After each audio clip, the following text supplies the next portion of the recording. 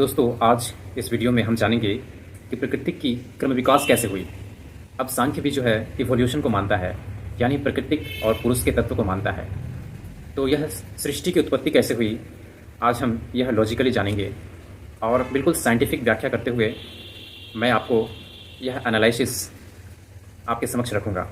तो वीडियो को अवश्य देखें। नमस्कार दोस्तों, और स्वागत है हमारे इस नए वीडियो में। इस चैनल का उद्देश्य न केवल किसी स्थान विशेष के बारे में दिखाना है, अपितु हमारे सनातन धर्म में संस्कृत में लिखे गए वेदांग एवं दर्शन शास्त्र को डिकोड करना भी हमारा इस चैनल का उद्देश्य है। तो आज इस कड़ी में और आज के इस स्पेशल एपिसोड में हमारे 6 दर्शन के पहले दर्शन सांख्य योग के बारे में आपके साथ हम डिस्कस करेंगे। तो आज का यह एपिसोड शुरू होता है सांख्य दर्शन यानी कपिल मुनि के लिखे गए सांख्य दर्शन के विषय में। आज हम उसके सृष्टि क्रम को जानेंगे। तो यहाँ पर सांख्य सृष्टि के अनुसार यह पृथ्वी 2 चीज़ों से बनी है, यानी चूँकि यह एक द्वैत दर्शन है तो इसलिए यहाँ पर 2 चीज़ों को माना गया है। पहला है प्राकृतिक और दूसरा है पुरुष। प्राकृतिक यानी जड़, पुरुष यानी चेतन। जैसे एक एग्जाम्पल लेते हैं, एग्जाम्पल के अनुसार से समझते हैं। जैसे हमारे घर पे बल्ब होती है, बल्ब एक जड़ पदार्थ है और बिजली यानी इलेक्ट्रिसिटी जो आती है वह एक चेतन पदार्थ है। यानी जब तक बिजली नहीं आती है तब तक बल्ब नहीं जलता। इस उदाहरण से हम समझ सकते हैं, यानी जब तक चेतन का संस्पर्श प्रकृति के साथ नहीं होगा, यानी निमित्त कारण जब तक उपादान कारण से नहीं मिलेगा तब तक यह प्राकृतिक यानी प्रकृति की सृष्टि क्रम जो है तब तक यह नहीं जन्म लेगी। यानी यहाँ पर उपादान कारण हुआ प्राकृतिक और निमित्त कारण हुआ पुरुष। अब उपादान और निमित्त कारण क्या होता है, इसे एक एग्जाम्पल के थ्रू समझते हैं। मान लीजिए आपके पास एक घड़ा है, तो सबसे पहले आप देखेंगे कि यह घड़ा किस चीज़ से बनी हुई है। यानी यदि मिट्टी से बनी हुई है तो मिट्टी ही इसका उपादान कारण है, यानी प्लास्टिक से बनी हुई है तो प्लास्टिक इसका उपादान कारण है। एवं इसको बनाने वाला जो कुम्हार होता है वह होता है निमित्त कारण, यानी किसी ने बनाया इसको। तो मिट्टी हो गई उपादान कारण और कुम्हार हो गया निमित्त कारण। ठीक, वैसे ही प्राकृतिक उपादान कारण और निमित्त कारण है पुरुष। तो दोनों एक दूसरे के सहारे हैं। यानी पुरुष को चाहिए अनुभव, यानी चेतन है वह अनुभव करना चाहता है कुछ, इसलिए वह प्रकृति के संस्पर्श में आया। और प्रकृति सृष्टि करनी चाहती है, इसलिए उसे एक चाहिए चेतन तत्व, तो इसलिए प्रकृति के संस्पर्श में आती है। इसे और एक एग्जाम्पल के थ्रू बहुत ही अच्छे से क्लियर कर देता हूँ। जैसे मान लीजिए एक अंधा व्यक्ति है और एक लंगड़ा व्यक्ति है। तो लंगड़ा व्यक्ति चल तो नहीं सकता, देख सकता है, और अंधा चल सकता है लेकिन देख नहीं सकता। तो दोनों को जो है एक दूसरे की ज़रूरत है। तो ठीक यहाँ पर सृष्टि क्रम में दिखाया गया है प्राकृतिक और पुरुष को एक दूसरे की बहुत ही ज़रूरत है। सबसे पहले यहाँ पर प्राकृतिक और पुरुष जब एक दूसरे से मिलते हैं तो जन्म लेता है महत यानी बुद्धि का। बुद्धि को यहाँ पर शास्त्रीय शब्द में महत शब्द से जाना जाता है, यानी बुद्धि की उत्पत्ति होती है। और बुद्धि की जो क्षमता होती है आप सभी जानते हैं, निश्चयात्मिका बुद्धि, यानी गीता के अनुसार जो निश्चय करता है वह हो जाता है बुद्धि। और जब भी प्राकृतिक और पुरुष के संस्पर्श से बुद्धि की जन्म होती है, उसके साथ साथ ही अहंकार का भी जन्म हो जाता है।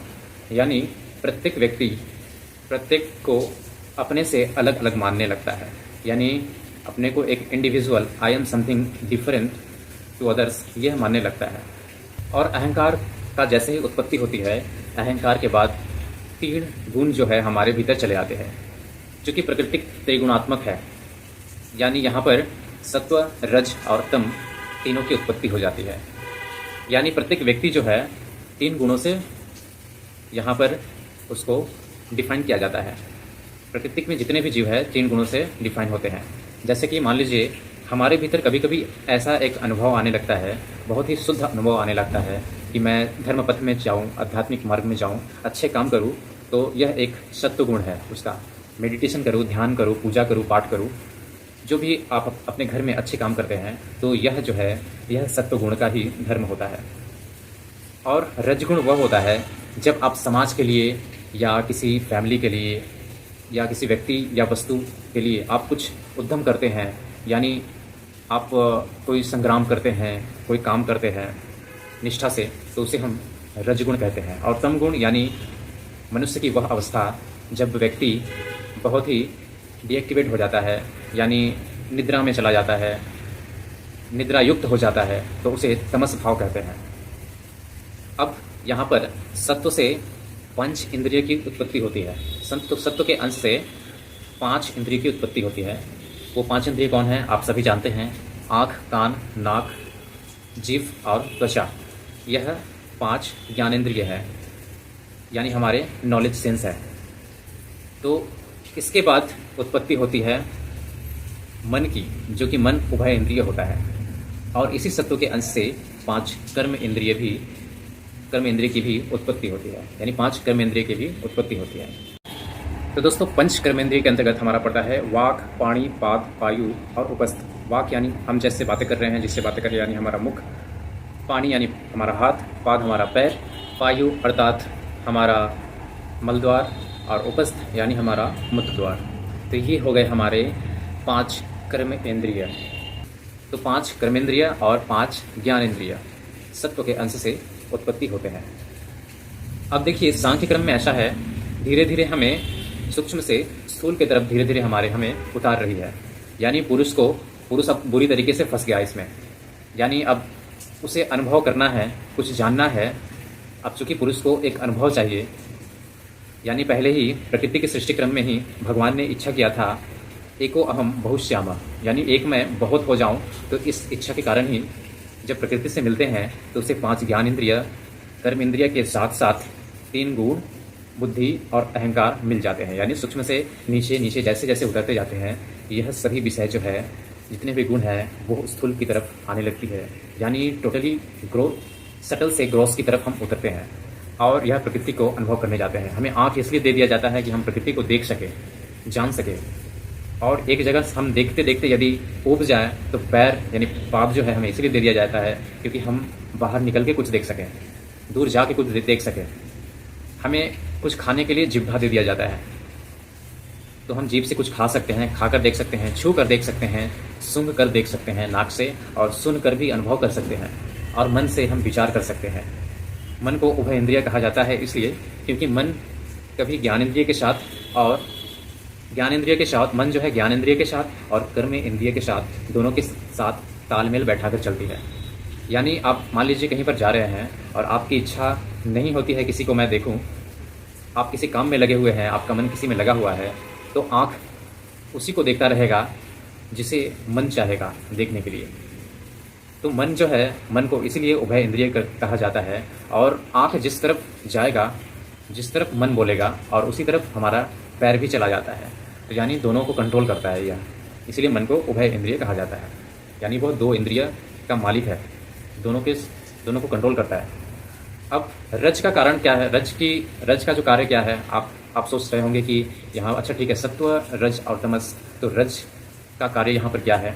तो दोस्तों मैं बता दूँ आपको, रज जो है यहाँ पे, रजगुण जो है यहाँ पर दोनों सत्व और तमस को जो है क्रियान्वित करता है, दोनों को एक्टिवेट करता है। यदि रज ना रहे तो दोनों में क्रिया भी उत्पत्ति नहीं होगी।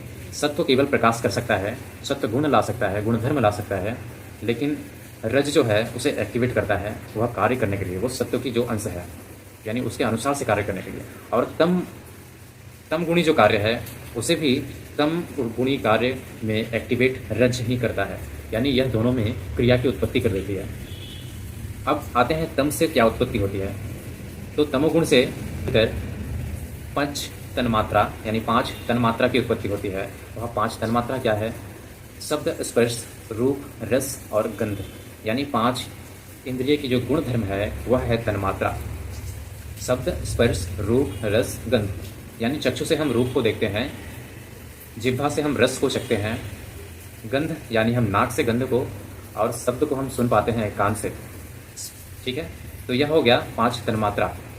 धीरे धीरे नीचे 5 तत्व की उत्पत्ति होगी। 5 तत्व की उत्पत्ति कैसे होगी, जो 5 भौतिक तत्व है हमारे, आप सभी जानते होंगे 5 भौतिक तत्व। तो धीरे 5 जो भौतिक तत्व है वह है पृथ्वी, जल, तेज, वायु और आकाश। यह 5 हमारे भौतिक तत्व हो गए। तो दोस्तों हम इसी 5 भौतिक तत्व, 5 तन्मात्रा, 5 ज्ञानेंद्रिय, 5 कर्मेंद्रिय, मन, बुद्धि, अहंकार और प्रकृतिक यानी 25 जो तत्व है, 25 तत्व है, उसे ही हम सांख्य कहते हैं, यानी संख्या। सांख्य यानी संख्या। तो सांख्य जो दर्शन है वह संख्या को दर्शाती है, यानी ये 25 तत्व में जो है हम पुरुष फंस के यह प्रकृति के वश हो गया है। पंच तत्व से और पंच इंद्रिय, ज्ञान इंद्रिय और कर्म इंद्रिय, मन, बुद्धि, अहंकार और प्रकृति से जब हम ऊपर उठते हैं, धीरे धीरे पुरुष जब प्रकृति से अलग करता है अपने आप को, तब वह कैवल्य को प्राप्त होता है। यानी सांख्य का जो उद्देश्य होता है वह है कैवल्य की प्राप्ति। तो दोस्तों आज का यह एपिसोड कैसा लगा, आज का यह वीडियो कैसा लगा, अवश्य कमेंट में बताएं। और आप लोगों का इस विषय में क्या राय है अवश्य रखें। और यदि मेरी कुछ गलती हो गई तो फिर से मैं एक बार बोलता हूँ, आप अवश्य कमेंट में लिखें और मुझे बोले। यह एक आपके साथ छोटी सी डिस्कशन थी, छोटी सी इस पे विश्लेषण था, जो बहुत ही सरल और बहुत ही सहज शब्दों में जो है मैं इस तत्व को समझाया और आपके समक्ष रख सका। तो धन्यवाद वीडियो को अंत तक देखने के लिए। फिर मिलते हैं नेक्स्ट वीडियो में।